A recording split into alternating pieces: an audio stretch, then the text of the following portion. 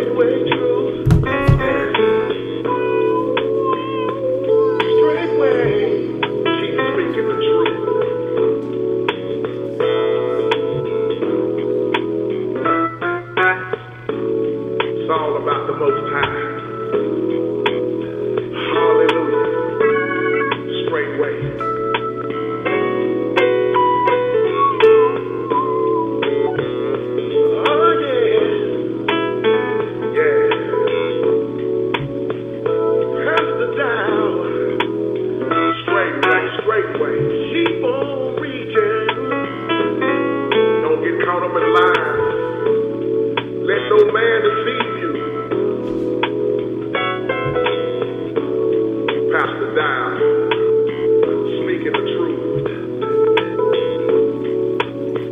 Giving a shout out to everybody. Straight way. Straight way. Straight way is in the house. Oh yeah, straight way. Straight way. Oh yeah, yeah, yeah. Being in a truth way. I wonder why sometimes, man, this thing, I gotta maybe move that computer over something. Sometimes it hums. You know, when you hear it on video.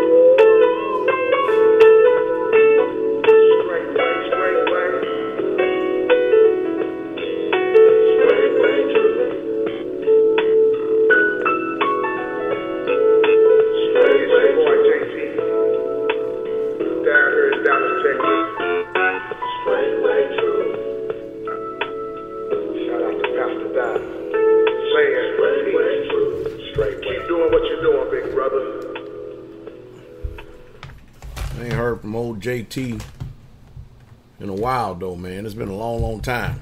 Yes, sir. Long time, bro, Saint. You know? Yes, sir. Long time. Was in the hospital. Yeah, he had a stroke. Yeah. And he got out, and I may ought to get on the internet and see if he's still doing his thing there on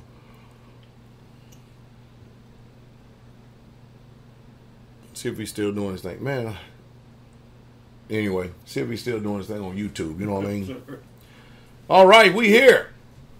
Live. In living color. Absolutely. Hallelujah. Straightway Truth Radio broadcast. By way of Blog Talk Radio, hey, I bless you all. The sweet, precious, strong, and victorious and mighty overcoming name. Of our soon coming King, Yahshua HaMashiach, Jesus Christ. Hope y'all doing well. See what we got over here, man. Watch this, bro, Shane. I think it's okay. That's my pictures right there I got open. See how my hair is doing. Got too many screens open. I do. Oh, where we at right here? That's the chat. That's the chat from our room, though, right? That's chat from YouTube. Yeah. Oh, it's chat from YouTube. And You make Brother Steve moderator?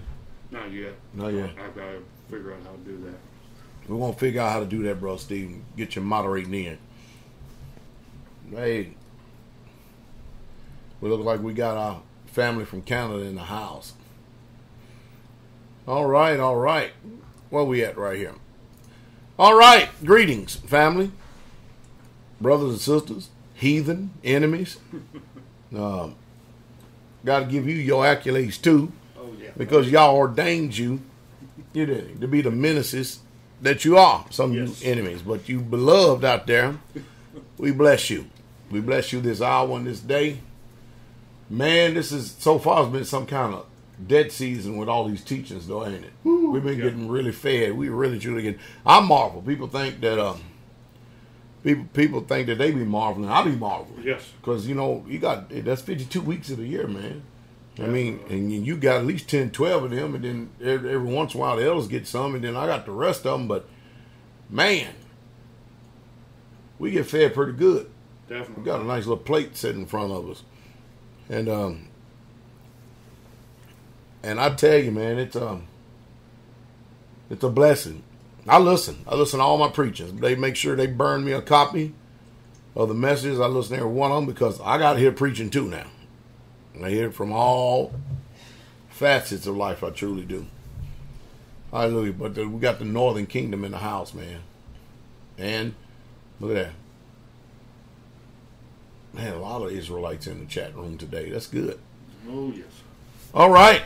Hey, one announcement I want to make is I should have done this a while ago, but if you plan on attending Passover or the Feast of Unleavened Bread this year, it's happening a little bit later. No, yeah, it's on the 18th, I believe. Yeah, it starts the evening of the 18th. What the world calls Thursday evening. So that's going to be.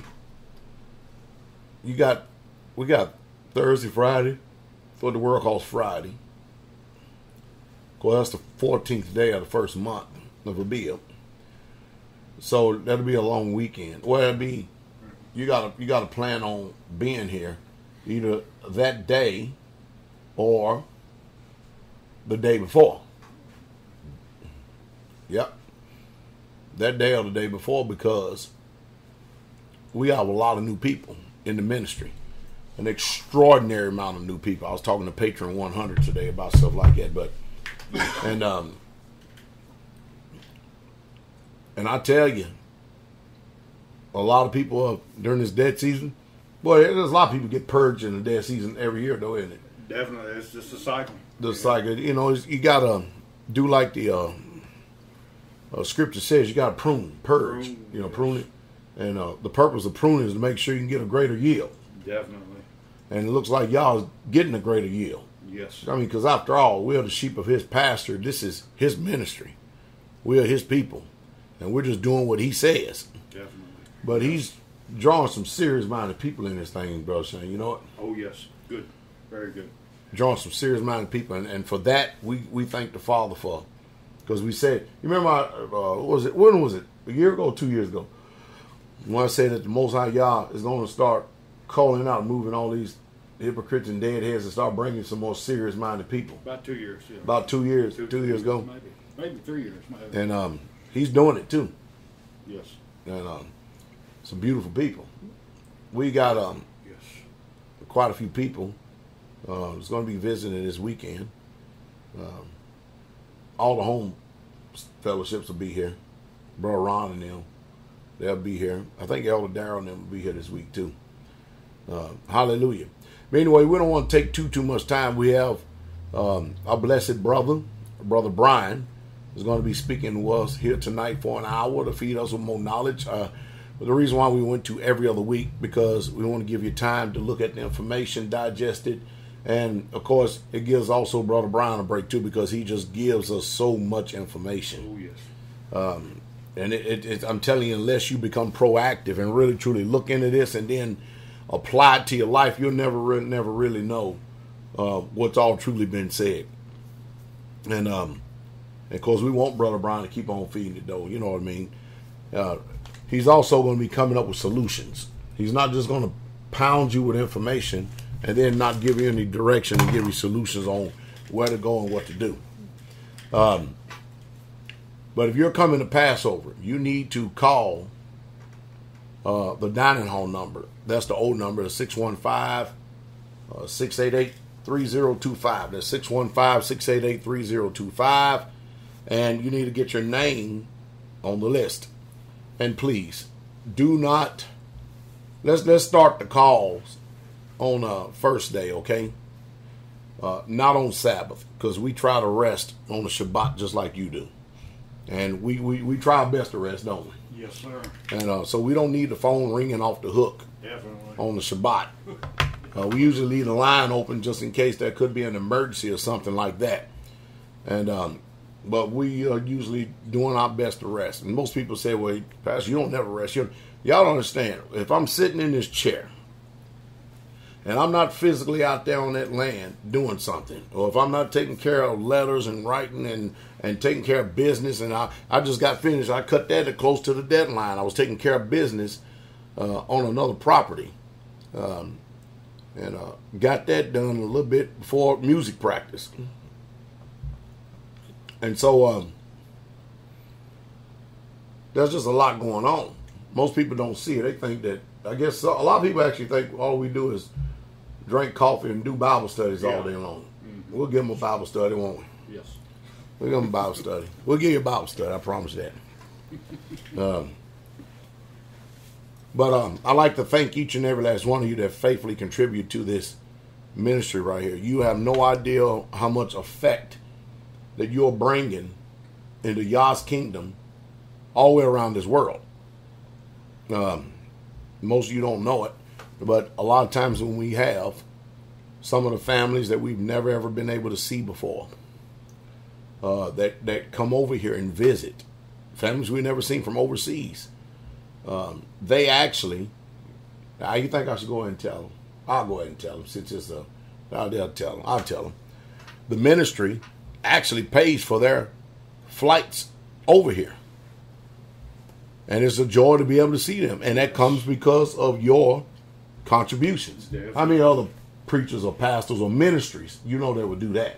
Very You understand what I mean? Ain't too many people do that. No. We actually fly to people from overseas that actually came, like our faithful brother Tamu and Aya, our faithful sister Aya. The ministry paid for them to get over here. And they're faithful contributors to the ministry. They're faithful all the way around. They're just some good people. And so, yes, you're right. Straightway in itself is unique because we do a lot of things, and we're not going to give you all the things that we do because we got to have some treasures up in glory as well, don't we? Because it ain't worth it telling everything that we do. Just so it can appease your little mind, we want some treasures in glory. As the old people used to say, we're sending up timbers. But, so many people out there love passing judgment on us and know nothing about us at all. Know nothing about us. Like, for instance, I'll give you an example. How many people you know? What does the Bible say? The Bible says, when you go into a city, you inquire thereof who's worthy, and there abide. And so when strangers come, because you have to understand, we don't know you. You've been watching us for months, sometimes years. We don't know you. And you get a hold to Elder Doug, and he runs and passes. He gets approvals, one of home fellowships, elders or pastors or brothers that are over there. And some way we coordinate it. And sometimes it's your first time coming here on the land. If we have room, and sometimes we do have room, we don't send you to the hotel room in town. You get to come here and live just like us. We get to lodge strangers. Now that's something. Yes. Go check that out. How many ministries do that? They'll tell you, well, we ain't going to let you come freeload off of just some of the crazy stuff you ever seen in your life. Yes. You know what I mean? Just some of the crazy. I don't understand. I see the reason why people can't be blessed today, because they just simply won't do what the Bible says. So we usually try to make sure we house the saints. That's what we do. Try to make sure we vet the right people. Every once in a while we miss it. Every once in a while. But not too often, I promise you that. I've had to send back, I think last month, I sent back 2 people's offerings. You know, you got to be careful receiving people's offers too. Because you know, people got an alternative motive and stuff like that. Oh yeah. How many people you ever heard do that? How many preachers you ever heard will send back offers? As a matter of fact, there are people that write this ministry that as soon as I see their letter, after about once or twice return to the sender, and then they keep on writing, right there at the post office, I file it in my special file called 13. Mm-hmm. Stick it right there. Good Sure place. do. And that's because they didn't meet the conditions of properly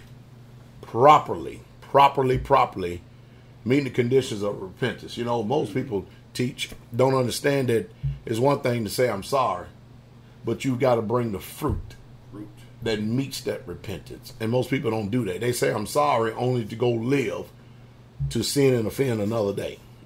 And that's bad. That's bad theology. That's bad Israelites. I'm telling you. It's sad. So, but anyway, before we get started here tonight, I appreciate those of you who actually donate by PayPal. Of course, you know it's my email address, Dowell, last name Dowell, the number 7000 at gmail.com. And some people choose to give that way at PayPal, and I appreciate it. Carol L., Sister Carol's business is doing real good. Excellent.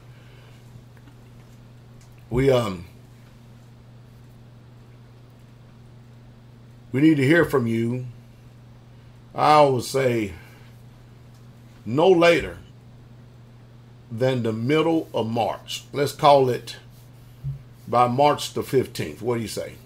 We're calling on March the 15th. You need to let us know if you're going to be here for the Passover, because we need to logistically prepare for you. And what I mean by that is that, you know, let me see. At Tabernacles, we had 500 something people. There's one up there somewhere. I think it's right there, Brother Shane. We had 500 something people. The red one, yeah. No, the other one. We had 500 something people there at Tabernacles. And, you know, when 500 people show up and they're eating 2 meals a day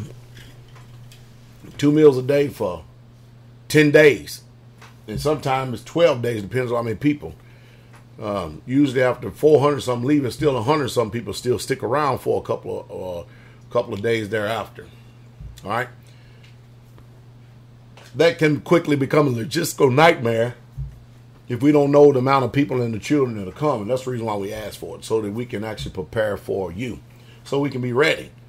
Because we spend thousands of dollars getting ready for you. And of course, we're looking forward to seeing you. So just call and leave your name and how many of you coming in your family. Let us know, because we got to get ready. Hallelujah. We got a lot of work to do once this weather breaks. It don't seem like it's going to break, though, does it, brother? Jeez, it's not going to break. All right, break us. Yesterday it was 71 degrees here. 71. And we woke up to 15-degree weather. How you do that, man? How you do that? All right. Guest calling number is 310-982-4226. If you would like to get in the caller queue, you press number 1. You may or may not hear an automated voice of a lady. It's telling you to press number 1. If you don't, you press number 1. You'll get in there. Right now, we are going to go to Sister Wenda, for a ministry break. So if you want to be a blessing and allow y'all to be a blessing to you, you can send an offering by one of these ways. Sister Wenda, our precious sister up in Canada, is going to give you some information, and we'll be right back with our precious brother Brian from Texas. Shalom, this is Sister Wenda. I hope that all of you are enjoying the broadcast that you're listening to right now.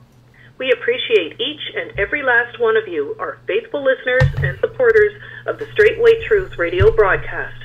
We try to make sure that we do our due diligence and do our best to ensure that you have the best broadcast as well as the truth coming to you in the hour that we're living in right now.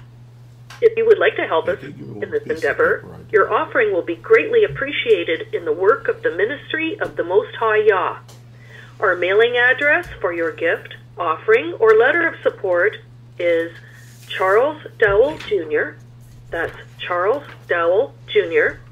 And Dowell is spelled D-O-W-E-L-L. 506 Ellington Drive. Ellington is spelled E-L-L-I-N-G-T-O-N. P.O. Box 32, Lafayette, Tennessee. And Lafayette is spelled L-A-F-A-Y-E-T-T-E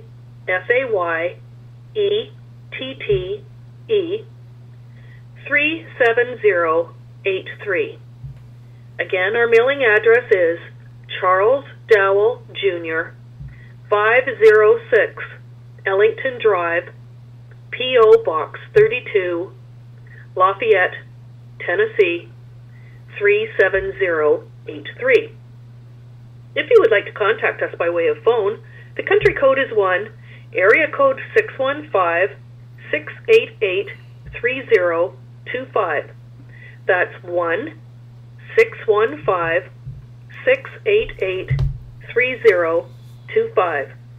You may leave a message there, and, be the Father's will, we will do whatever we can to try to return your message. It is our hope and our prayer that as you continue to listen to the Straightway Truth Ministry, and as you apply the teachings of this ministry, that you are finding peace and growth within you, your family, and life as well. Please tell others so that the truth may also have an impact and touch others' lives, so that they may enjoy the benefits of the truth of Jesus Christ, just like we all are. Shalom, the King is coming. Shalom, the King is coming. All right, strength and honor, Israel, strength and honor.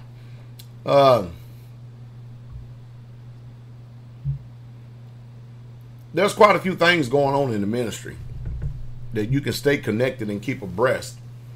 And, of course, you know, tonight, 6 p.m. Central Standard Time, every 7 day now, Sabbath, you're here with me until we're done. And then, of course, tomorrow, 11 a.m. Central Standard Time, we have Shabbat service, where the Most High Yah invites us to one of his feasts.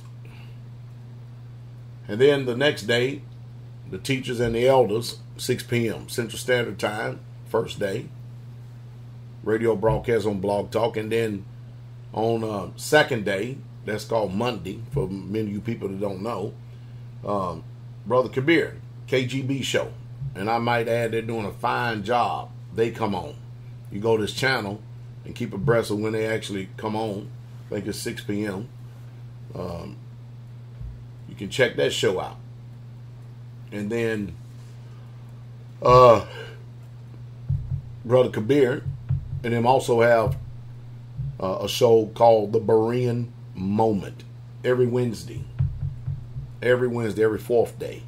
Every Wednesday, he puts out an interview that they did here at Tabernacles. And then, of course, we have Sister to Sisters every fifth day. That's every Thursday, 6 p.m. Central Standard Time. And I might add, they're doing a wonderful job as well themselves. Hallelujah. We look forward to seeing you. Please do not procrastinate. Let us know if you're going to be here. Hallelujah. And Pastor Corey has... Oh, we also got Brother Ugly. Yeah. Newscast. And then Pastor Corey, sometime he broadcasts live on Facebook on Shabbats. Is that right? Yes. Is that right? Mm-hmm. Later on in the evening. Yeah. I know Pastor Corey does that. And then he usually will post up anything that he's doing out there on the ministry on Facebook. Yes. So you have to keep abreast of what Pastor Corey is doing. He just got finished doing a panel discussion. And I might add, boy, these Gentiles are something else the way they talk. Let me see if I can find Brother Brian in here real quick and get him up here. I think it's 705, right? Man, look at all these people, Brother Shane. Good mercy. Look at all these people in this queue right here. Always loaded.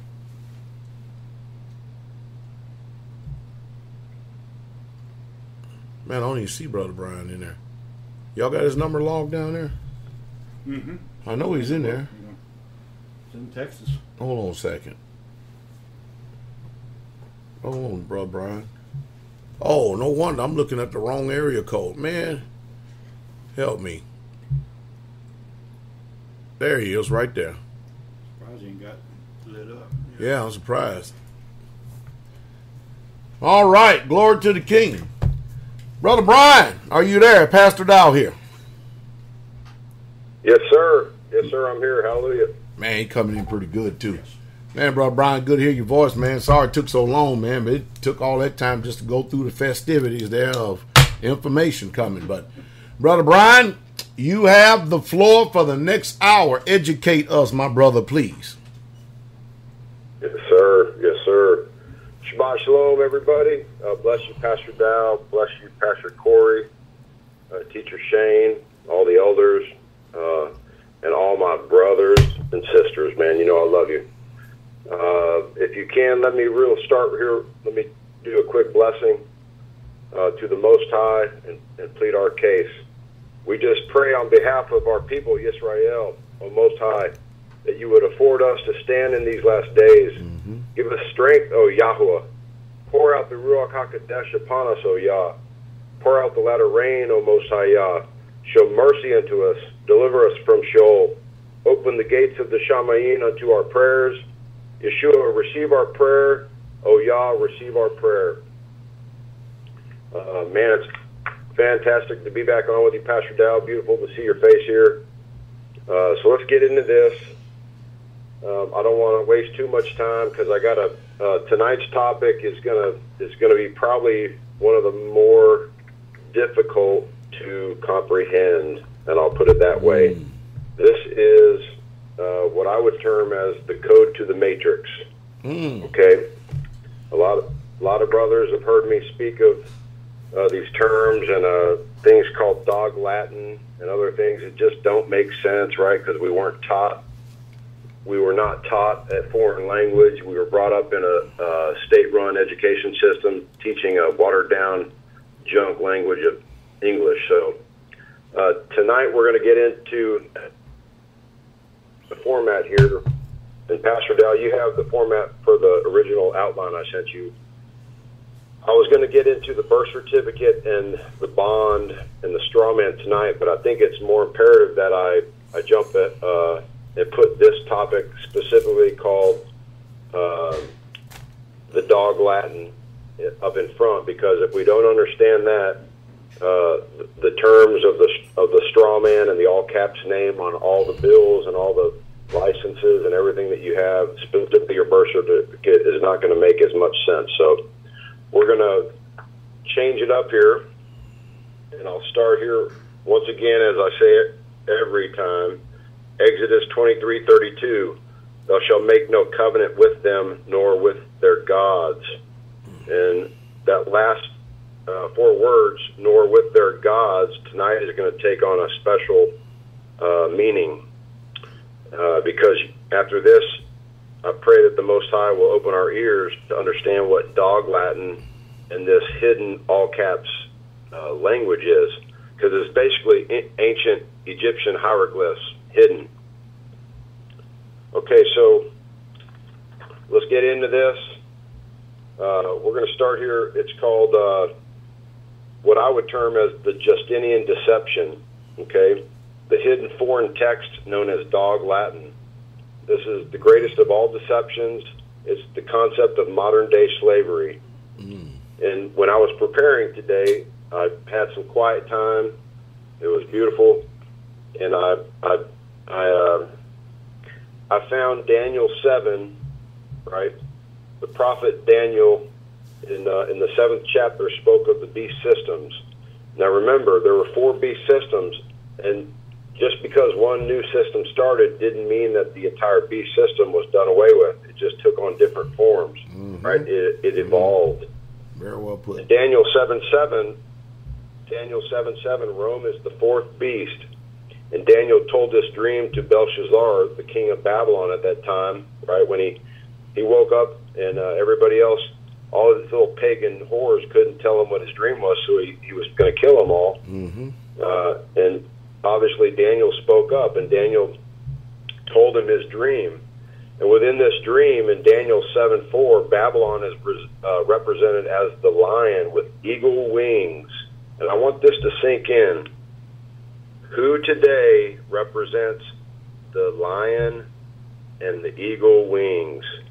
Is it Britain and the United States? Oh, I think so. Okay, so Rome practices the religion of Babylon and Mithraism, which was nothing more, right? The venerable day of the sun, which Rome today, they renamed the Shabbat to honor the venerable day of the sun. Basically Nimrod. It's nothing, it's as plain as day. All right, let's get into this. So tonight, this is an account of grammatical crimes of corporate governance, courts, and enforcement agencies by the use of dog Latin, a debased, criminal, immoral, foreign written language that renders all such dog Latin documents tendered by such corporate private governments as counterfeit. Counterfeit meaning fraud, okay? Dog Latin is an unhyphenated, all uppercase Latin symbolic text that follows the grammatical rules of English and not the grammatical rules of Latin. It is the language of the illiterate. Okay, prove this. Black Laws Dictionary, 4th edition. It looks just like English, right? I just said it looks just like this. Now picture this, because you can't see the visual, and we will post this all here pretty soon. In all caps, that all caps thing on your birth certificate, in any court document, your bills that come in the mail, right? Your name is in all caps. But grammatically, it is the deception right under your nose. It is the poison in the text. It is the corruption in the contract.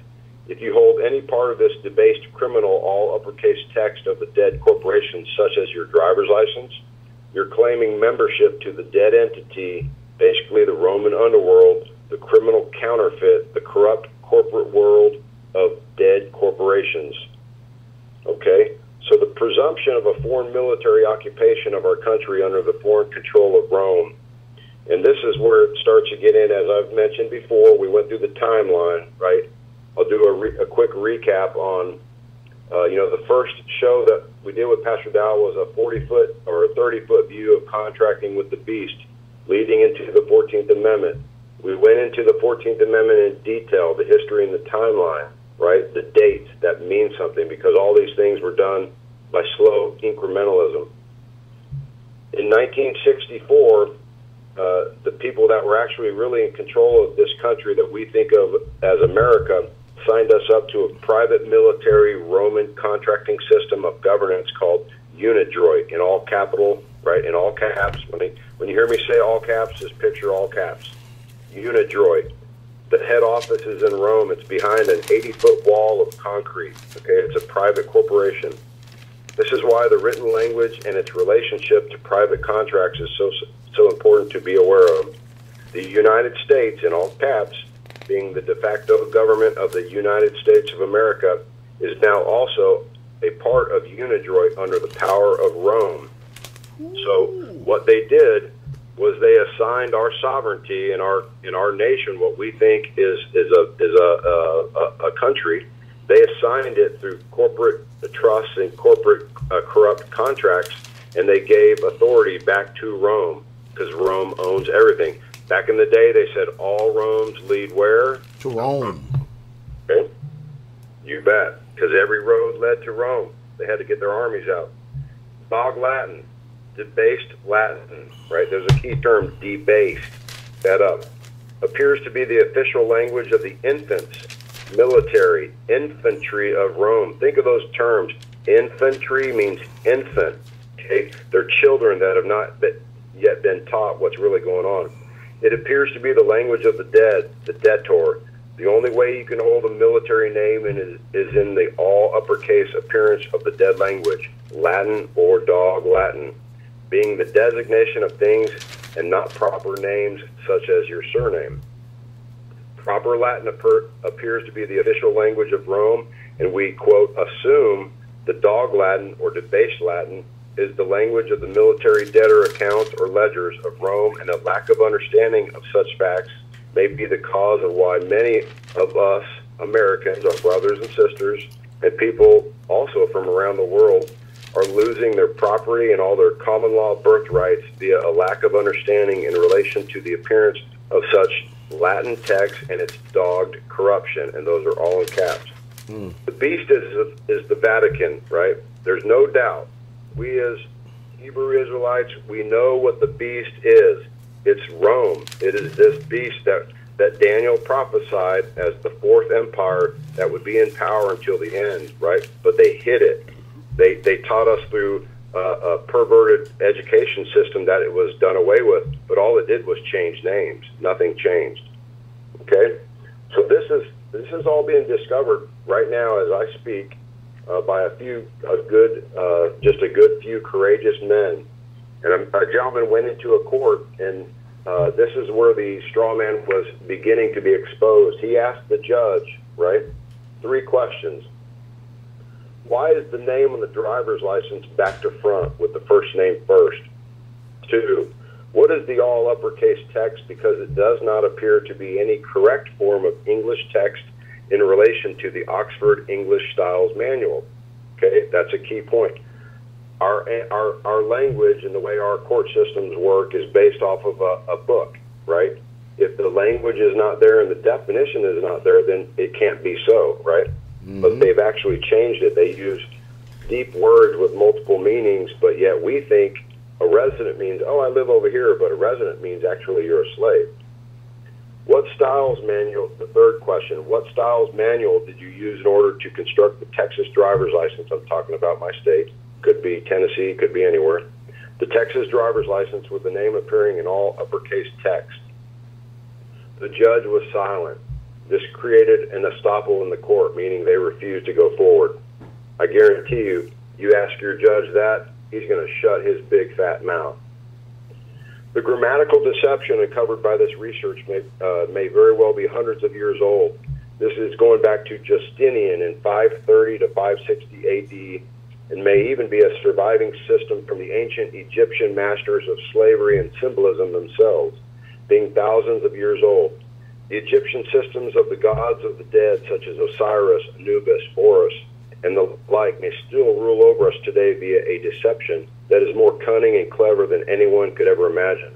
I think so. Okay, so let's get into the Justinian and the Dog Latin deception, okay? The secret foreign sign language hidden in plain sight. Dog Latin is what I'm referring to. It's the poisoning of a text. It is a poisonous gloss that corrupts the essence of the text. Simple English text and a hidden text that has been usurped into the English text without you ever being aware of such a deception, causing such a corruption in the text to take on a different meaning than what you ever assumed. Okay? Smoke and mirrors, anybody? This lesson shows how a foreign alien text appears in contracts, court orders, your driver's license, passports, etc., without you ever being aware that such a foreign text existed. The lawyers, judges, and courts and their military police are the administrators of this hidden secret deception played upon the masses in order to maintain control of their slaves. Okay, let's welcome you to what? The Justinian deception. This all started with a Roman emperor. It was put in place a long time ago to carry out the work of the beast. This all uppercase text is not English or Latin. Okay, this is a key word, the glossa, in all caps, glossa, G-L-O-S-S-A. Look it up. It is the all uppercase Latin text appearing on any document. It is not English. It is an illustrative text, a picture, a symbol, a hieroglyph. Question, who else had hieroglyphs written on all their buildings that they worshipped? Exactly. And not a descriptive text such as English. It has no jurisdiction with other written texts such as English descriptive text unless agreed, meaning you have to agree, and the basis of any contract is informed consent. If it's not English, it's not common law. The poison in the text of the glossa is now identified as dog Latin and has no correspondence with proper written English appearing on the same page. It is a corruption that can only be agreed to, once again, uninformed consent. Samples of how the fraud text appears, okay? Now this is a little confusing because I can't show you the visual, so just picture in your mind or picture on a screen an all caps name and what you would normally sign as your name with uppercase first name, middle name, and last name. The all caps dog Latin has hyphens in between each, and everything's uppercased. Okay. This is let's see. The text is dog Latin, being Latin text based on the grammatical rules of English. There are no hyphens. This is known as debased Latin or dog Latin. Get this. Language of the illiterate, Black's Law Dictionary, 4th edition. Okay, this is the definition of what dog Latin is. Language of the illiterate or the dead. This is noted as criminal under the English dictionary, identified as dog Latin being a debased form of text. Debased synonyms appear as criminal, immoral, evil, and are most importantly a counterfeit. Okay. So anytime you see an all caps name in a legal document, anything, it's a foreign language masquerading as if it's proper English. So that just by itself makes the document counterfeit, meaning it's fraud. But see, we were never taught this because they took Latin out of the schools in the early 1900s so that we would never figure this out. There is no jurisdiction between two separate languages appearing on one document. This is the guts of their deceptive crime. English or Latin or dog Latin cannot exist as one jurisdiction. You can reference this in Article 11:147 of the Chicago Manual of Styles, 16th edition, Foreign Languages.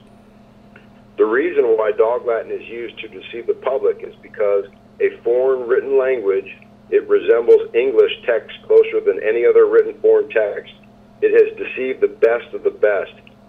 Even, quote, even though you assume you can read this text as English in all caps, grammatically it's impossible, and this is how they can claim that their law is a presumption because it grammatically does not exist.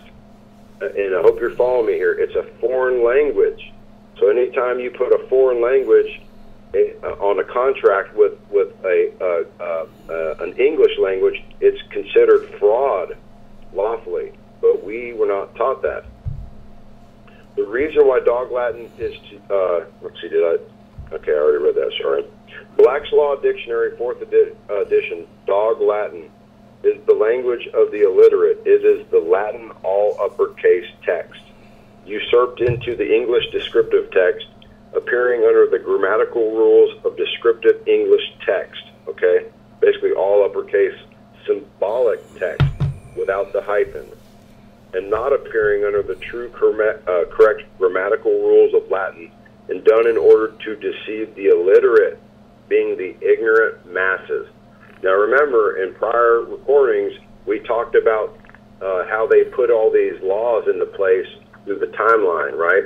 And they started calling you and me the sovereign, the living man. They started calling us corporations, dead entities, basically illiterate, dumb people, right? So I hope you're starting to follow this, because there's a map and there's a blueprint of just how they did this, and it becomes crystal clear when you put the timeline over the evidence. Ignorance is negligence. It is the hidden secret that destroys the dominion of living man over the land, the sky, the sea, and the thing that creepeth upon the earth. Okay, and I believe that is your surname. If we go to Genesis 1:26, okay, there's the rule right there of dominion. This describes the Pope system, which is the surname in Latin, to creep or crawl upon up from below. Now this will blow your mind. So I'm going to take you to the actual Latin definition of surname. And what is surname, right? Most people don't know. Well, when we were born, we were given a first name, a middle name, and a last name. Your last name is your surname. Okay? That was created in Rome. Us Hebrew Israelites had a one name and from a tribe, right?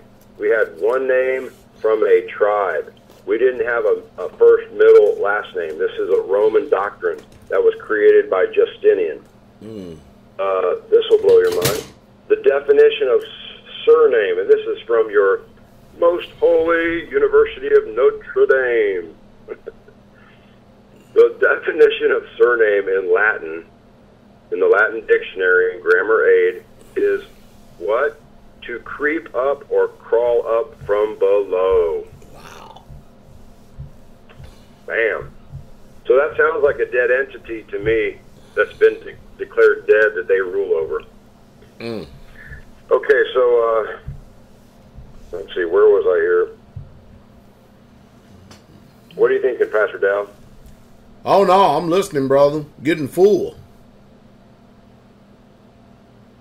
Okay, so let's see, dog Latin is the poison in the text, the counterfeit contract, the false charge, the deception that tricks the unsuspecting, illiterate, ignorant masses into accepting the debts of another. Okay? A man cannot live in the sea without a ship. And if you enter into the legal world of commerce, right, which is maritime jurisdiction or law of the water, law of the sea, Roman admiralty, that's what we're under, you must be able to trust your ship that holds your estate. If your ship is dogged with a corruption, your estate cargo is in peril. Basically meaning if you're out on sea and you got a boat with a hole in it, you're screwed, right? And that's what they did. They put a little hole in it knowing that it would all sink because then they could rescue us and declare us dead. It may also help if you know the difference. I mean, you can't make this up. It may also help if you know the difference between the grammatical rules of the written language of the land and the written language of the sea, or you may find yourself presumed, quote, lost at sea, okay? So what we have to do, we have to make a declaration that we are not lost at sea. And at a later point, when I present the remedy, okay, we're going to have a remedy to all this gobbledygook. But there's a specific document, it's called a Certificate of Assumed Name, that is in the remedy process, that where you declare and you wave your hand, right? Because see, they all assumed and they declared us dead by our birth certificates, right, in this hidden language. But once you realize what the truth is, it's your right to stand up and raise your hand out of the water and say, "Hey, wait, I'm alive. Throw me a life vest, right? I'm going to reclaim my estate." And that's exactly what we're working towards here. The power of Rome is alive and well in the modern systems of governance that govern the citizens of the world today. But is it right? Or is it just? Or is it a system of Satan itself, right, the adversary? A system of hidden slavery in order to control the masses via a private contracting system in order to forego true justice. That's exactly what it is. Being a system to remove man from the common law of the public jurisdiction in order to subject man to fall into a private foreign contracts in order to forego common law justice without arousing suspicion, as described in Black's Law Dictionary under glossa. Okay, so look these terms up, brothers, sisters. Glossa, in all caps, Glossa, and Justinian. To confirm this, you can go to the Black's Law Dictionary, 4th edition. Look up glossa, Justinian. The power of Rome in relation to modern-day governance depends on the hidden grammatical rules of a foreign language usurped into the English language without the common man ever being aware of such a deceit. London or Rome, that's the question, okay? Or yet, better yet, Babylon, right? Think about it. Is there a difference between London, Rome, and Babylon? Of course not. They just changed the names. A question only answered by a comprehension of the grammatical rules of English and the foreign Latin, or sign language, used as the official written language of the Roman debtor accounts. Okay? Now this is going to blow your mind, because a lot of people think, yeah, you know, Rome, we were taught in school, Rome fell. Rome was no longer a power, blah, blah, blah. But really, all they did was they took on a bunch of heathen incursions, right? And then they converted them into a religion. And then they let them carry their own name. That's the only thing that happened. Mm-hmm. But then they instilled their banking cartel. They instilled their indoctrination and their religion and let them carry on their own pagan names and holidays, right? Mm-hmm. Okay, so this will blow your mind. The city of London, or the ancient Roman city of Londinium, the 1 square mile of the foreign city of London sits on top of the original Roman center of commerce in Great Britain, known as the ancient Roman city of Londinium. It was established in 43 AD. To this day, the city of London is a separate entity to the rest of Great Britain, acting as the debtor state of the Western world. Mm-hmm. If you are a, quote, citizen, you become the debtor trustee of the foreign military account of the Roman Empire administration system. In all caps, the city of London, the Vatican occult, you are no longer assumed living. You are in purgatory, assumed dead, lost at sea. You become the surname or the cognomen of Rome. So there you have it right there. What you think is London today, which is actually the financial capital of the entire planet. Yep. Right? We thought New York was, but New York ain't nothing to London. Mm. Okay, that's where their bosses live. And in London, Rome, and D.C., what do you see? The identical buildings, the identical infrastructure, and the phallic symbol and the womb, right? They modeled them after each other. So one is Rome is the beast, the control of the mind. London is the control of the monetary system, and America, D.C., is the military might. Okay, there's your trifecta. There's your trinity, if you will. Okay, so let's get into this. Hold on, let me take a little sip of my vino here. Pastor, what's your drink for the night? Stella's Artois. Love you, man. It's real. Wine beverage. You bet. All right, so let's get into this. Is England really England? Is England and its city of London really England or the Roman Empire? And if such choice exists, what official language controls the Vatican? If the Vatican holds legal title over England and its so-called Commonwealth subdivisions meaning Australia, Canada, United States, right? We didn't win our freedom, brothers and sisters. That was a big sham, right? They just pulled their troops back. They could have brought troops forever, okay? We had literally a tiny little army fighting waves and waves and waves. Not saying they didn't get their butts kicked, but trust me, that was by design. Then they instilled their Jewish banking cartels. Okay, let's see. Is it the English language or is it the official language of Rome, being ancient Latin in meaning? Are you the holder of any account rendered in ancient Latin, meaning the all uppercase symbolic and illustrative text? Are you just the corporate citizen of Rome and no longer a true common law subject of the common aggregate of America and the English language? Were you sold out to the foreign Roman military enemy as a trusty slave, or were you ignorant to the greatest grammatical deception ever known in modern history and fell into their trap, deceived by a grammatical masterpiece revived by the Justinian deception? Nothing else but the Roman occult. Okay, occult means hidden. The term occult, right? We've all heard this, the occult. Well, I've never studied into it, never going to. But the occult means to hide, right? To be secret. The Latin meaning for Latin is concealed, hidden. The ancient Latin, or all uppercase text, dogged Latin, is the copyright property of the debtor of the Vatican, the military, Roman Empire, and if you use it, you attach yourself to the terms and conditions of such property of the Roman Empire, being the babbled text of Babylon. See? They babbled it, and we didn't understand how to read it. You need a license to use it, but it is the Latin you see every day on your driver's license, your court documents, your banking contracts, your government contracts, right? It's really true Latin. Or is it the dogged corruption that is neither true English or true correct Latin? If this written text is English and this all caps with hyphens in between it, right? What is the text without the hyphens? And why is Rome and its legal eagles turning the blind eye? Now, here's a clue I'm going to give you. If you go into, right now, if you went and looked at Washington, D.C., on top of the Capitol buildings, you'd see all caps English letters, right? In all caps. If you go into a Roman church, you'll see up in the top of the building, you'll see all caps with hyphens. That's the clue right there. That's the dog Latin. They took out the hyphens to hide the clue.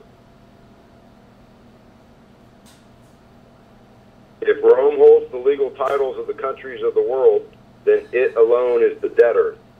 Okay? But if Rome has the ability to confer the legal title, Pastor, are we still on? Yeah. Okay, I'm just checking. Sorry. Yeah, we still on. Wasn't sure if I dropped the call.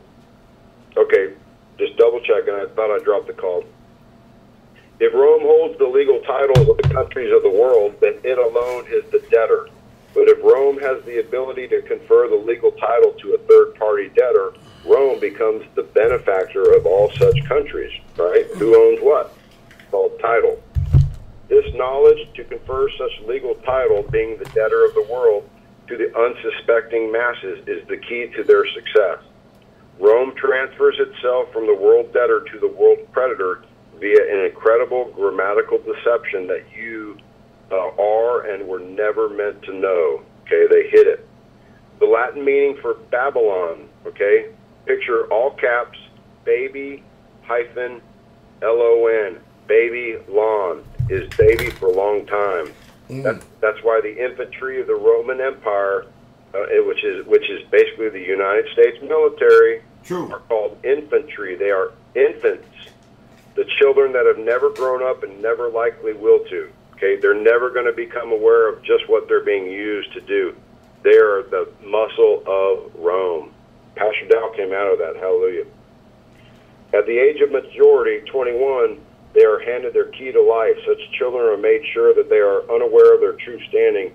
For that reason, such children remain holding the Roman military account, or the surname, being the cognomen, therefore remaining subject to the power of Rome, and their true Christian account or ledger is never claimed, right? They never know who they truly are. After 7 years, the child is legally presumed lost at sea, and the Christian credit account remains under the control of Rome. That's your SESKV trust, brothers and sisters, right? If you don't claim it within 7 years, they declare you dead and lost at sea because you never knew who you really were. But there is a remedy to that. The state has become father of the child, and the military have become the loyal dogs that serve the state, and that's why their ID tags are called dog tags, in all caps with a hyphen in between dog and tags. Because of their military language, dog Latin, what did the child lose? His right to direct dominion, it remained under the control of the state because the child never claimed it back at the age of majority, being 21. Or actually, maybe it's 18. I don't know the exact date there, but that's why the Christian name and the military surname account have two different certificates of birth.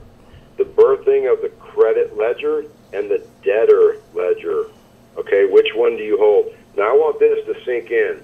I want this really to sink in, because if anything you hear tonight, this is the key to the entire conversation. I'm going to read it again. That's why the Christian name and the military surname account have two different certificates of birth. The birthing of the creditor ledger and the debtor ledger. So what they've done is they've created two separate birth certificates. There's a state birth certificate and a federal, national, or basically a corporate federal level birth certificate. And that's how they've hidden it. If Rome has become the legal title holder of England and its subdivisions, meaning America, defender of the Christian faith, Then have you become the legal third-party title holder of Rome, being the debtor of Rome, evidenced by any account you may be holding with your name glossed into ancient Latin, okay? And this is basically what you call sign language. It's all caps. Look up that word glossed. Or a corrupt version being the property of Rome or its banking debtor and appearing in such names or effigies as John Paul Smith in all caps, right? My name is not Brian Wayne Howard in all caps. My name, if I spelled it and the way my parents spelled it, would be capital, lowercase, capital, lowercase, capital, lowercase, not all caps. What foreign text appears on your passport, driver's license, bank account, and the list goes on? Is it even Latin or dog Latin? And if so, maybe you are not aware that a true name can never grammatically appear in illustrative or symbolic text, okay? Illustrative text is a picture. It's not writing. And this is where this will blow your mind. What we think is the English language and the all caps, what we were taught in elementary school, the A through Z, right? ABCs in all caps. That's ancient Egyptian hieroglyphs. And they hid it from us. They didn't teach us that. It's ancient Egyptian hieroglyphs, and it's present on the pagan temples. It's present on the pagan pyramids in Egypt. It's all over the place, but they don't show us that. Grammatically speaking, true proper names are capitalized, not symbolized, and you can verify this in the Oxford Manual of Styles. Rendering the presumption that your own ignorance of the grammatical rules of English and ancient Latin are the root cause of your own ability to know the difference between your true name and a foreign debtor account or ledger of the foreign Roman Empire that you were deceived into holding without your knowledge. Okay? This is the basis of trust law. They've duped us to be the trustee in a trust when we are actually supposed to be the beneficiary. Okay? Even your own name is made up of two entities. There's a Christian name and a surname. That is two, distinct two, right? Yahuwah is one. There ain't a bunch of one. They're in some trinity, but we have distinct names. And this is even evidenced by two birthing certificates. Birth of the Christian name account or the certificate of birth, and the birth of the surname account, which is the state birth certificate. See, there's a hidden birth certificate that you're not aware of. You got your certificate of birth, but the state holds your state birth certificate, okay? And your name, your birth date is not when you think you were born. I think I was born the day and the hour and the minute that I came out of my mother's womb. But your actual birth date, according to the contract, is 4 or 5 days later when they register that all caps name. Yeah. But they hid it from you because you can't get the original. If you look at your birth certificate, it says it right here in fine print. This copy, this is a true certification of the facts on file with the Office of Vital Records. Okay, they don't have to tell you that there's multiple versions. They just say this certificate is true. Your true full name is the only Christian name or given name. And when I say Christian, you know what I mean. Oh yeah. Okay? I'm just using that term because that's what we were brought up in, but we would, as Hebrew Israelites, we would say our true given name, and that's probably not even that. He's going to give us new names and new bodies, so hallelujah. Your true full name is only the Christian name or given name. It is the state that joined the family name to your Christian name, so they are liable for the debts under the full name, John Paul Smith. I'm using that as an example. That's not all caps. First letter of each name is caps. Because it's their property, their copyright, their creation. He who creates owns, right? If you create something, you own it. One would even wonder why the church itself remained quiet about such a deception. Was it because it was the role of the church to serve Mashiach? So if Mashiach never returned, maybe the Vatican, or the debtor of man, would only need to serve itself. It could render itself as the benefactor if the beneficiary was lost or not present. Okay? Let's see. I wonder why the Latin and grammar have been removed from the corporate state school system. Let's look at that. Why why did they not teach us Latin and these other languages? Why have we only been forced to learn one, where if you go into Europe and other countries, they speak 3-4 languages, right? They make us look stupid, to be honest. Because if you could really read and you knew your Latin and your grammar, you would see the deception in plain sight. If you were born into fraud and lived your whole life in fraud without ever being aware of such a fraud, then coming face to face with the truth would understandably be a difficult thing to accept. Many will refuse to accept that their own lack of knowledge in relation to grammar is the cause of their own misunderstanding in relation to their own name. Your surname appearing as a symbol, quote, glossa, right, in all caps, look up that word, is assumed. Let me repeat that. Your surname appearing as a symbol, Egyptian hieroglyphs, folks, is assumed. It is not your property and does not appear as a part of your name on any birth certificate. All right, let's break this thing down called the Justinian deception. All right, 530 AD, there was basically a death of humanity. And what is this thing I refer to as the Justinian deception? The all uppercase text derives from ancient Latin and is deemed as an illustrative text and not as a descriptive text such as English. Let that sink in. We're talking about English, and yet all caps is a symbolic language.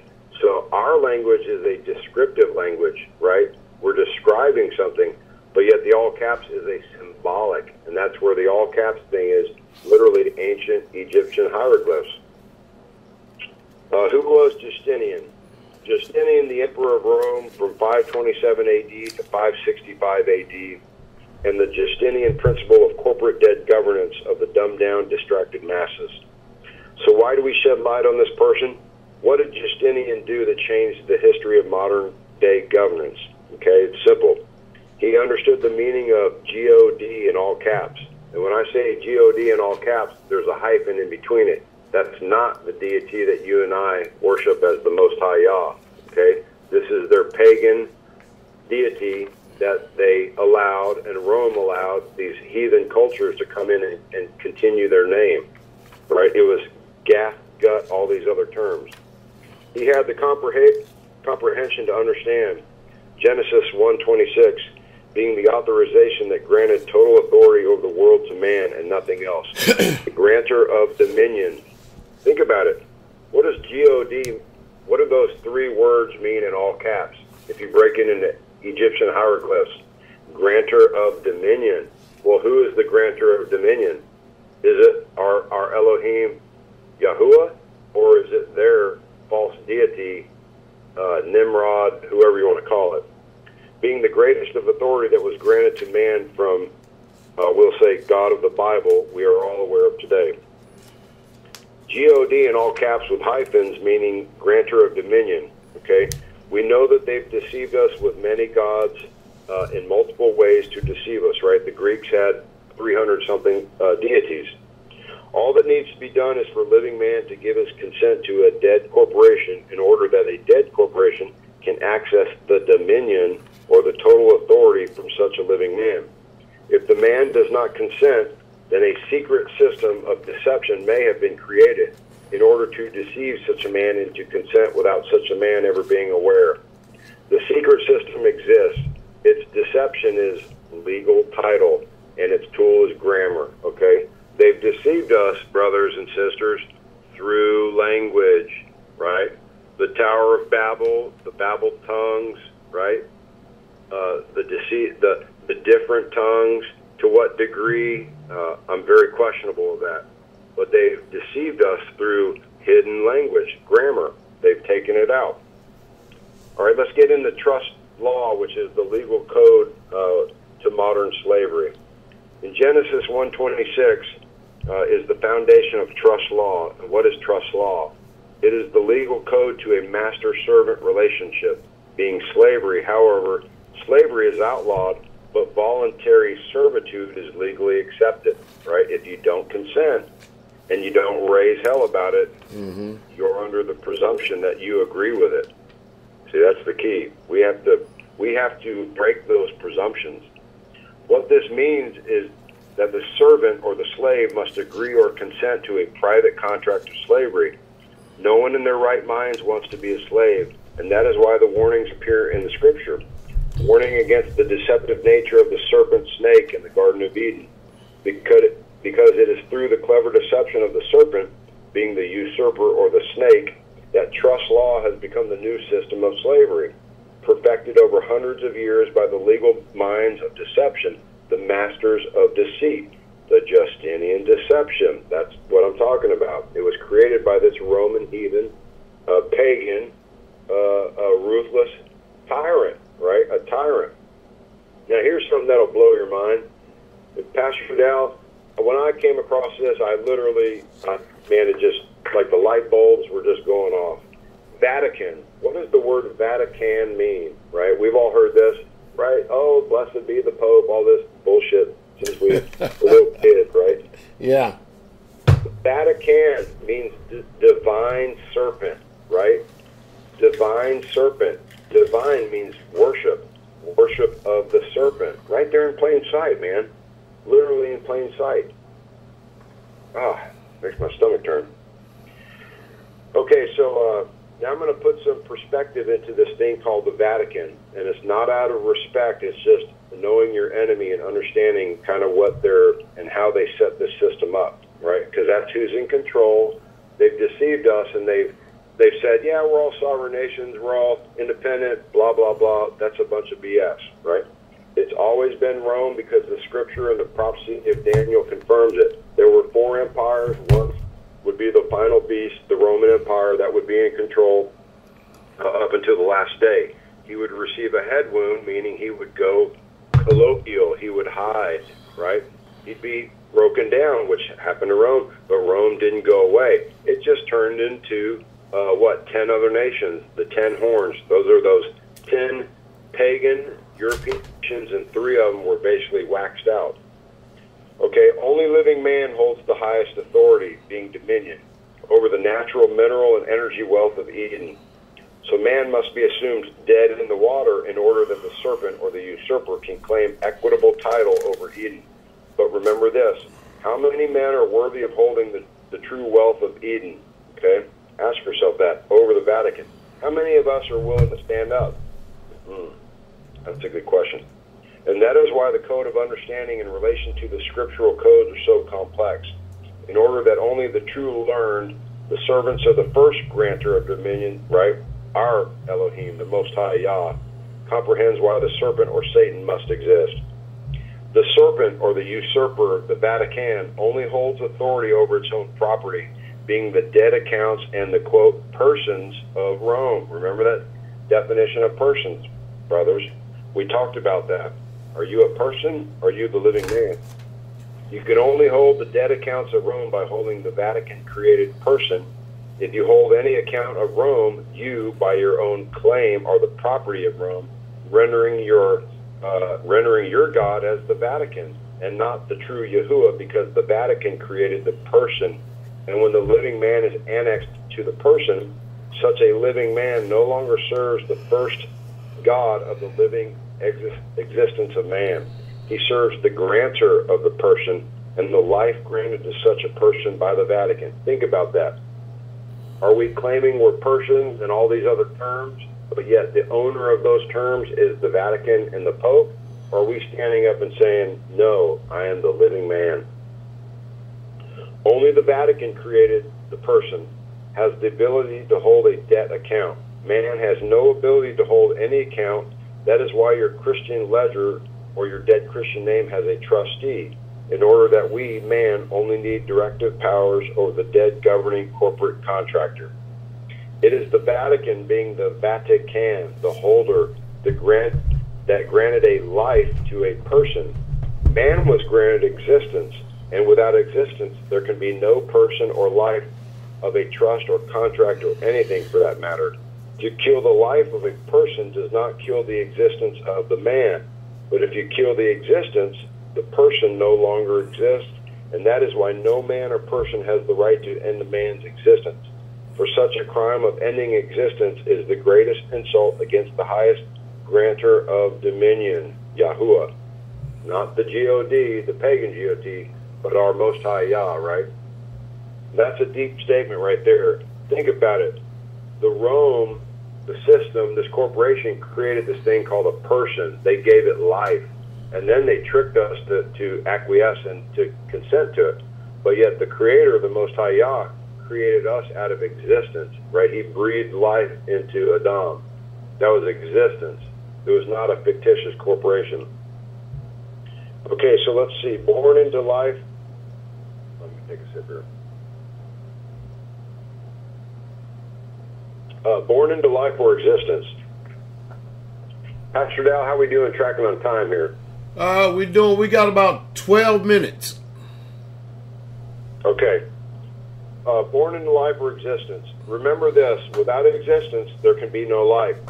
So when you see the meaning of born, meaning born into life or existence, it was existence that the first God granted, meaning, and when I say G-O-D, I mean Yahweh, not life. Life is only the duration of the Vatican-created person, being the lifespan of a contract or trust in a legal term, okay? When you hear, man, I'm life, given life, that's a fictitious legal term, right? We were born into existence. Life means, in a legal term, it means the life of a contract. And who owns that contract? You don't. Not for long, though. Only the true, and I'll say Yah, only the true Yah can grant existence, whereas the Vatican grants life, but only for the dead person. Hold life, and you may very well be existing as dead. Hold life, and your God is the Vatican, not the true God. Hold existence, and your God is the true God, okay? That grants real existence, and this may be where the saying, quote, own nothing and direct all derives from. And I know that may be a little confusing, but if you'll just slow it down and maybe listen to it again a few times, it'll sink in, because I'm getting to the point of terms. That's what this is about, terms. Person, life, and existence. We exist because the Most High gave us life. We do not have life as in a legal term, meaning a contract, okay? Let that sink in. I'm trying to separate the two. Think of contracts, me, the living man, and this fictitious corporation that they created that's a contract, okay? Understanding the Christian name and its trustee legal standing in the words, in my name you will be saved, may be the greatest key that returns you to your existence, okay? He said, in my name you will be saved, right? If we return to his name and we don't worship our fictitious dead corporation name, I think there's a lot of truth in that. The accounts of Rome can only be attached to the property of Rome, being the persons of Rome. A person is not a living man. It is the rank in a society. A military account holder, and by your own actions, by agreeing to hold any form of account, you have agreed to act as the person. Remember the definition of person, meaning a mask, right? Remember in ancient Rome, the person was described as someone wearing a mask, right? An actor, deceiving. You have agreed to serve the false god, being the god of the person, the god of the pagan. And pagan means pay again debtor of the Vatican. Get that? Oh my goodness. Pagan. Pay again debtor of the Vatican, right? They usurped us to pay them. They treated us as the debtor instead of the beneficiary. The world debtor, the legal title holder of Eden. The Vatican is the beast of burden, right, of man, and by holding any accounts of Rome, you become the servant of the beast by holding, and get this, I'm going to lay this out there, and this is pretty deep, but the mark of the beast, right, it's a symbol, a sign, a mark. What is a mark? What does somebody do to mark a document? Right? What is a mark on a contract, on a property, on a sign in front of your property, on your horse, your cattle, right? A mark. Well, what mark and whose mark are we under? Dog Latin. The mark of the beast being dog Latin. You left your true God. You hold the dog Latin text and you are assumed dead, chattels of the state, chattels of the Vatican. You are the property of Rome. Let that sink in, man. It's deep. It's deep, deep, deep concepts. And I certainly don't know that, Pastor Dowell. I hope you will shed light on this moving forward. But are we under this mark, this fictitious all caps name that's basically the mark, a hidden hieroglyph language of the beast system? I really am starting to believe so. Okay, the deception, dog Latin. So what did Justinian do in order to gain so much power and authority over man? He created the greatest deception concept ever perpetrated against living man in modern known history. He killed man without anyone ever knowing that they were all legally dead, sacrificed at birth, dumped into the sea of commercial paper, in order to be, quote, salvaged by the Roman Empire before they were ever aware that they were assumed dead, lost at sea, and never likely to return, right? They salvaged us, kids. They hid our identity from our birth, and then they reclaimed us as if we were salvaged junk, and nobody ever woke back up and claimed it. Justinian, the emperor of Rome, and his legal team between 530 and 560 AD created a governmental masterpiece of modern-day deception in order to deceive the public into falling into the private military contracts of the Roman Empire under the direct control of the Vatican in order to forego true justice.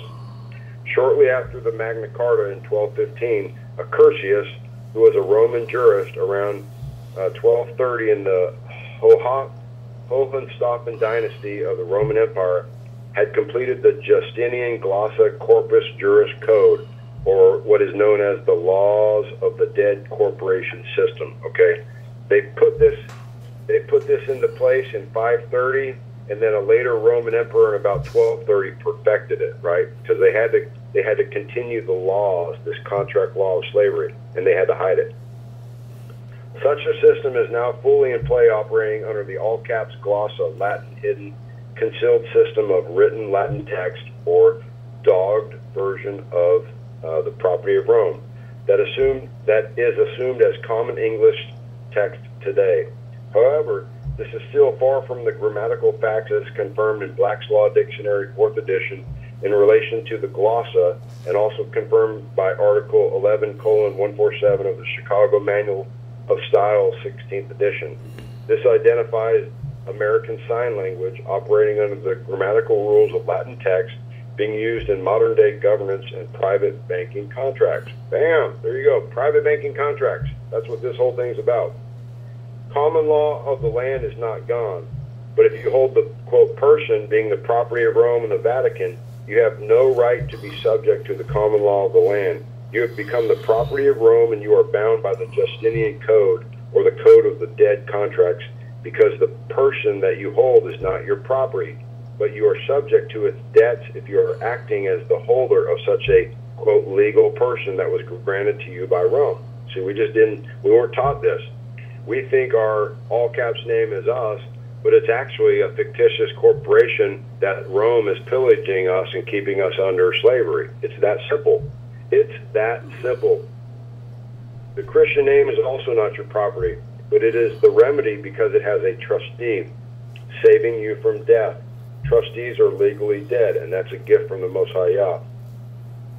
Justice is a straight line. Dog Latin is the bending of the line, the corruption, the spurious document, the declension, the debasement, the counterfeit, the immoral act that no positive law could ever follow. It is the clever deception that people assume this text was English, right? You read something in a contract and you think it's English. When you read your mail and your license and all these things in all caps, you assume it's English, but it's not. And that you corrected the error in the name. It was never your name in the first place. This deception was right under your nose in plain sight all your life because it was always there. You just didn't notice because they didn't teach us this. Okay? Let's see. Where are we at here? 829. Okay, what is dog Latin? Black's Law Dictionary claims that it is a debased form of Latin text appearing under the grammatical rules of English. It's unreadable, so what does it look like? Okay, it looks in all caps, hear my voice. It simply looks like this. Picture it in all caps, right? Like your name on your driver's license, your birth certificate. And where do you find it? We'll look at court documents, government documents, banking documents, and your driver's license. Yes, all the entities you assume that you could trust, it exists only with the consent of the ignorant. It is the language of the illiterate. Okay, that's the definition of dog Latin. We've been declared illiterate because we don't even know what we're talking about. That's why the judges laugh at us.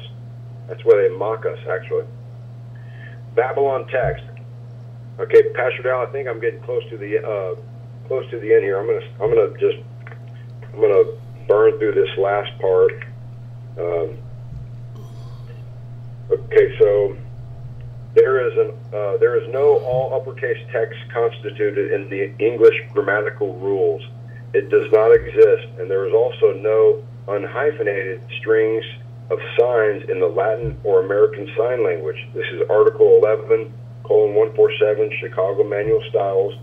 Also states that there is no correspondence between the words and signs of any two languages, meaning the dog Latin has no jurisdiction with the written English on any instrument contract unless agreed. So, hear my voice. When you look at a contract and it has an all caps name and then a bunch of other lowercase normal English, it's fraud, okay? And even our own documents, even our own grammar language states it's fraud. But see, until we presume and we stand up and say, wait a minute, this is fraud. You're speaking an alien language of dog Latin, a hidden coded language, and pawning it off as something that I understand. You're defrauding me. And see, that's when the record's going to go, and people are going to start sweating. Okay, so the secret destruction of common law and government by deception. Okay, I hope you're starting to see the deception yet. The foreign private banks, such as the U.S. Federal Reserve, may not exist in any lawful de jure ability. It is only assumed by the illiterate ignorant that could not read proper English. Why does the Governor General assume office? Because there is no office, in fact. Is this how the real governments have been destroyed by the private foreign banking entities? Have they pulled a Swiftie over the people of the world via a grammatical deception, a trick, basically a joker card, right? Remember playing poker? You pull the joker card. Is dog Latin the language of the dog that is always subject to their master, man? Is dog the slave? Is your driver's license your identification that you agreed to be the dog? Are you a Mr., a Miss in the military holding the dog tag written in dog Latin? Are you legally dead, but you have not worked it out yet? Are you a slave by deception? Well, Pastor Dowell, I'm going to rest with that, and I'm going to throw my tips out there, and I'm going to say we have been grossly deceived by a hidden language called dog Latin in all uppercase, and the evidence is overwhelming because all you have to do is do this. All you have to do is go to Washington, D.C. and walk up to those pagan buildings, right, that were built in a form of basically pagan stars, everything. And what do you see up on top of those buildings? All caps with hyphens in between them. What do you see when you go into a Roman pagan church? Go into Rome, actually everywhere. Heck, there's one in Nashville, the Pantheon. Just go walk in and take pictures of it. Yep. What do you see up above it? And the statues, they've got all caps with hyphens. That's Egyptian hieroglyphs, and we were not taught what that really means. It's basically coded deception right in front of us, and they've turned our names into that, and we think we're that fictitious dead entity. So I'm going to rest with that, and that's a big mouthful. I hope it sets in. I hope it sets well, and chew on it. Prove all things. Don't believe a word I say. And until we meet again, I love you all, and shalom. Bless you, Israel. Shalom, bless you, Brother Brian. Shalom, shalom. Well, there's Brother Brian from Texas. Laid it in on us once again. It's a lot. I know that y'all are going to actually go back, download the broadcast, put it in your car, listen to it on the way to work. It's just a lot. It really is a lot. It's almost like our Shabbat services. It's a lot. Well, let's go ahead and get right on to it with our guest call-in number 310-982-4226. 310-982-4226. First call up tonight is Pastor Corey. Call number 816-816. This is Pastor Dowell. You're on the Strictly Truth radio broadcast. I can help you, Pastor.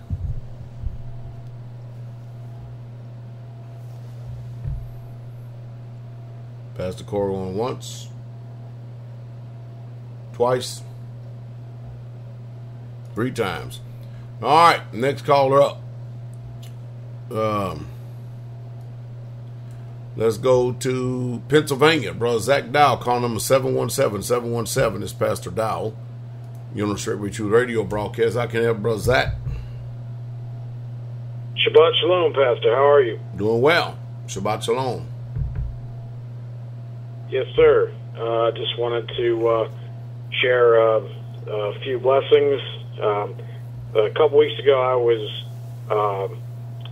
real tired and having a lot of issues, and I woke up, came out of bed, and walked past the living room, and then I saw my mama sitting there, and she was watching a message. I think it was from Elder Rufus, and seeing that really helped get me going that day, and it's a wonderful blessing to see that. She actually listened to been listening to Blog Talk tonight, and I wanted to share that wonderful news and blessing with you. Hallelujah. Great way. Yes, sir. Glad to have her on. Also, I wanted to. Yes, sir. Yes, sir. And I also wanted to say I'm very blessed that I have brethren here who have opened up their homes and have helped me out and given me good hospitality, and I'm very grateful, and the brethren in Straightway are so good, and I'm very fortunate and very blessed to have them. Just wanted to share that, Pastor. Hallelujah. Bless you, my brother. Yes, sir. Well, bless you, and I'll free up the airspace and look forward to hearing the message tomorrow. Glory to the King. Bless you, brother Zach. Shalom, shalom. Let's go to Louisiana. Call number 504, Brother Kirk. It's Pastor Dowell. You're on the Straight With You radio broadcast. I can help you. Shalom, Pastor. You can hear me well? Yes, sir. Can hear you very well.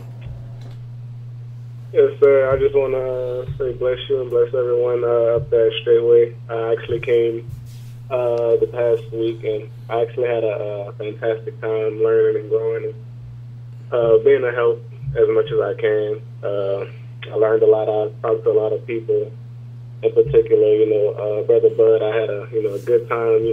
Always seeing him and talking with him, and also Brother Victor and everybody else. But I really enjoyed myself. I had a good time, fellowship with everybody, and I loved everything about it. It was so peaceful, the environment, so different from everything that I'm used to, and I can't wait for Passover. So looking forward to that, and shalom, Shabbat Shalom, everybody. All right, my brother in Georgia. Looking forward to seeing you. Shabbat Shalom. Yes, sir. Let's go to Wisconsin. Call number 262-262, Brother Jim, Pastor Dowell. You're on the Straight With You radio broadcast. I can help Brother Jim. Oh. Hey, Shabbat Shalom. Shabbat Shalom, Pastor. Hey, Shabbat Shalom. How you doing, Robert? Pastor. Shabbat Shalom, brother. Hey, I wanted to just testify after I heard what you were talking about this evening at the beginning of the call, and relative to preparing for the Feast of Passover, and the extraordinary outlay that the ministry does for all of the saints who come to the land. I just cannot get over, Pastor, what the ministry did for Sister and I last Pentecost when we came, to the land, because of, how you cared for me and, my needs, down there. And you went out of your way, you housed me, you provided, our meals. and everything. And, you know, it just humbles me, you know, about that. I would like people to really know and understand, you know, what the ministry really does outlay, because they outlay so much. Hallelujah. Hallelujah. How are you, Pastor? Are you well this evening? I'm doing well. You know, I mean, I'm just, you know, I've been out on the road driving a lot, taking care of, you know, properties and getting things done down in Georgia at the two communities we have down there, in the two different properties we have. And, you know, I've just been busy. Same thing I'm always doing. I don't let no grass grow under my feet. There ain't no grass growing ever under your feet, brother.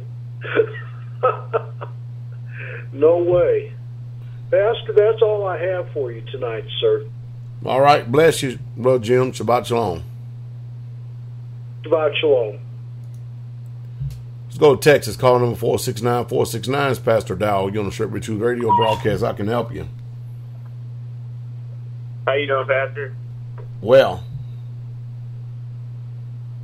Yeah, I was just gonna, that was a whole lot of information. That blew my mind, and I actually was Googling all that stuff as he was talking, and I just wanted to know if you were aware of all the news about the vaccinations and all this stuff that's going on in the news. They're pushing it super hard here in Texas. What are they supposed to? It's that not just that, the abortion and all that stuff. I just wanted to know the birth certificate stuff. I'm guessing that has to do with what Brother Brian was talking about also. I'm going to do some Googling on that also, but I just wanted to get on here and thank him for that information, because that blew my mind, and I'm going to be on it super hard now. All right, my brother. All right, Shabbat shalom. Shabbat shalom, Shabbat shalom. Let's go to South Carolina. Call number 843, Sister Mahalia. 843 is Pastor Dowell. You're on the Shepherd Truth Radio broadcast. I can help you. Shabbat shalom, Pastor Dowell. Shabbat shalom. I just wanted to ask, because even just this week I was looking up some information on tribes, like untouched tribes. On what? I'm sure you've heard of them, maybe tribes, untouched tribes. Yeah. Like the tribes like the North Sentinel Islands and maybe some tribes in Brazil and so forth. Yeah. But just listening to what Brother Brian had to say, what are your thoughts on these untouched people? And, they show you like they live, and, most of them they're naked. They live just on the earth. What are your thoughts on the way they live compared to this system we're in and everything Brother Brian's talking about? Well, they live the way man used to live and stuff, but I'll give an example. But they're not our people. I can tell you that they're not our people because they don't have the history of our people. Mm. But let's go all the way back to the Garden of Eden. You want to go back there real quick? Of course. All right. So after Adam and Hawa had sinned, did the Most High clothe them with the type of clothes we wear today, or what did they wear then that was considered clothing? Leaves. There you go. And now when you get on up to this point right here, you see that over in the law, not to wear mixed garments. And so what I'm getting to is this, that things change and evolve. That doesn't mean that the law doesn't. The law stays the same. But just because you have these untouched tribes over there, or these people running around butt naked with bones in their nose, or not with bones in their nose and look great, these people, just like any other civilized pagan nation, such as all of the Christian European nations, westernized nations, they worship gods, mighty ones, devils, demons. They don't serve the one true Elohim. Yes. Okay, yeah, I was just thinking about that, how I was just looking that up this week and just what Brother Brian was talking about. It was just, I just wanted to know your thoughts on that. All right. You got them. All right, Pat. All right. Bless you. Shalom. Shabbat Shalom. New York, call number 516-516. Pastor Dowell, you're on the Strip Truth radio broadcast. I can help you there in New York. Hello? Yeah, hell is low. Hey, Pastor Dowell, how you doing? Blessed of the Most High, y'all highly favored. I can help you. Yes, sir. Yes, sir. I would like to just first off and say, give all glory to Yahweh that He's working through you and giving the word and spreading the word. And I have one question on Shabbat Shalom first off too. And I'm sorry, I'm a little nervous here. First time speaking to you, I look up to you a lot. I admire you. But on the Sabbath, are we allowed to eat unleavened bread or leavened bread? On the Sabbath, sure you can. Oh, we can? Yes. Okay. All right then. That was just one of my questions. That's all. But and that's it right there. You know, just keep on doing what you're doing, and like I said, bless y'all for working through you and keep on spreading that word. All right, my brother. Be encouraged. Yes, sir. Thank you, Pastor Dowell. Have a blessed night. Shabbat All Shalom. right. Shabbat Shalom. Let's go to Minnesota. Bro Gene. Call number 612-612. This is Pastor Dowell. You're on the Straight With Truth radio broadcast. How can I help you, Bro Gene?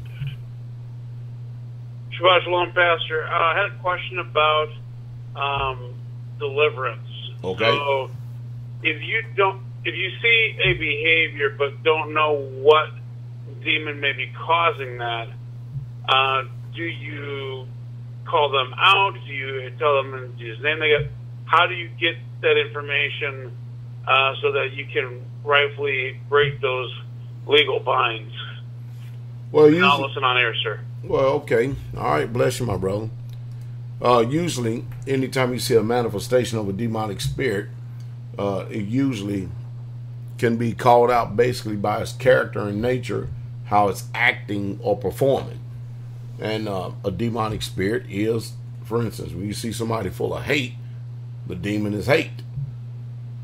And you can go all the way down the line. So that is the name of the spirit. If you have difficulty discerning what it is, then call the dining hall. Tell one of our Israelite, brothers or sisters what is going on, and they will give you an answer. Hallelujah. Let's go to New York. Call number 716-716, Pastor Dowell. You're on the Straight With Truth radio broadcast. I can help you there in New York. Hey, Pastor, can you hear me good? Yeah, I got you.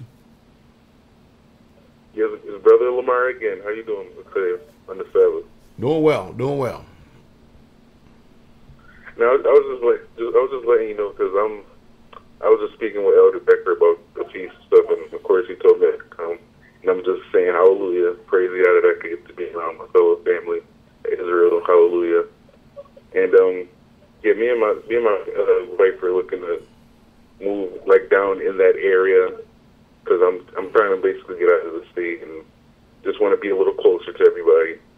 So just any way, I know it's going to sound corny, but any way I could be a blessing to Israel. You know, I don't got a bunch of money, but I can just use, if I need work, because I'm a young dude, I'm 23, if I need help putting something up, or, you know, hanging something up, or whatever y'all do. I see y'all on the videos and stuff, getting all muddy and stuff. I will come from sunset to sundown to sun up, and be the best assistance I can. I just got to get down there, get settled and everything, you know, because I'm moving to that area, you know, down there. So, because I've been talking to a couple people, so I will definitely be a help to Israel. I will be in touch, especially during the feast and stuff like that, once I get down there and talk to everybody, because I'm determined. So, definitely appreciate your time taking my call again. Hallelujah. All right. Bless you, my brother. Shabbat Shalom. All right. Go to North Carolina. 336. Pastor Dowell, Straight Truth Radio broadcast. I can help you. Well, actually, maybe you can help me. I wanted to comment on the other caller there that was talking about the United States Corporation, actually, and understanding how we're all enslaved by the Federal Reserve. But I don't understand the broadcast. You're a pastor, correct? I'm a pastor to some, but not to you. That's the end of that. Let's go to caller number 816. It's Pastor Corey. Pastor Dowell here. How can I help you, Pastor? Shalom, Pastor. Can you hear me? Yeah, doing well. Did you seen that, right? You heard that last phone call, didn't you? Can you hear me? Yeah. All right, shalom, Pastor. Shalom, go ahead, Pastor. Shalom. I want to make sure you can hear me good. Oh, Pastor, first on Israel, and we sitting in here listening to Blog Talk, and I'm just thankful for the family because we really have something good going on here. And at the same time, I realize, how detrimental it is where we have all of these people who are not associated with a place where they can truly be fed and being taught. I got a disturbing phone call today. I won't go into names, but there's, someone new. And it's this man, supposed to be a man, that you all by yourself and you are just running game on these women. And according to Torah, I know you can't take a mother and her daughter. That's true. But some kind of way, you just what you got going on, as well as a whole bunch of other mess that's going on, Pastor. And it just makes me the more so thankful to the Most High Yah that I was led to be here in this ministry. And the second thing is that, the fruit that I see that's going on, that I look at, I'm thankful that I'm able to partake in what I so desired when I came here, Pastor. I remember sitting in front of the computer watching Sabbath before you expanded it the other time, the second time. And just the things that was planted in our heart is what we needed. That's all we needed because Yah already knew who we were before we was born. But see, people skip that. It already be a seed planted in, but you ain't in the right place so that seed can be watered and nourished. And so therefore then we got all of this errant stuff going on that's outside the book. It's doing more destruction than building up. But yet the fruit of the ministry is we go up to Brother Daniel and Sister Christian this weekend with the saints up there in Indianapolis, and we just continue on in the things which we have seen, the things which we have heard, the things which we have touched with our hands concerning the Holy Spirit. And I'm thankful. And the lady that I talked to today that was in that circle with that foolishness that's going on, it's deeper, it's more. And, we'll talk later on that, Pastor, but, we leading her over here to the ground. I invite her out to the mass deliverance tomorrow so that she can get in and get set free of all of that trauma and all those things that were sold in you as a false seed so that you can get over here and be a part of what's truly going on, Pastor. I just want to keep saying it.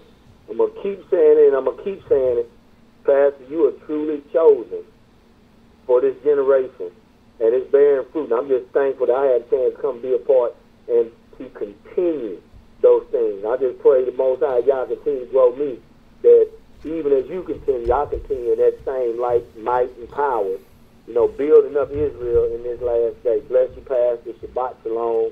Shabbat Shalom, all Israel. Hallelujah. Bless you, Pastor. Shabbat Shalom.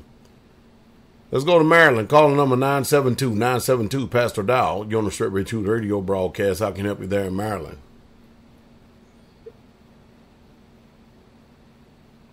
Maryland going once, twice, 3 times. All right, block number. Pastor Dowell. How can I help you?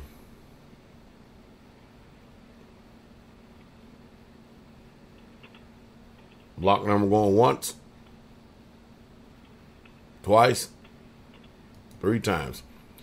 All right. Well, hallelujah. That does it for tonight. I bless you all in the sweet, precious, and strong, and victorious, and mighty, overcoming name, our soon coming King, Yahshua HaMashiach, Jesus the Christ. Guess what? Again, another snake try to slither in and spy on our liberty. Boom. Y'all see that little nuclear cloud went up? Got him, didn't we? Man, these people think they so smart. Hey, I want y'all to have a restful Sabbath, all right? Israel, true Israel. Hey, I'll see y'all. Be the Father's will tomorrow morning, 11 a.m. Central Standard Time.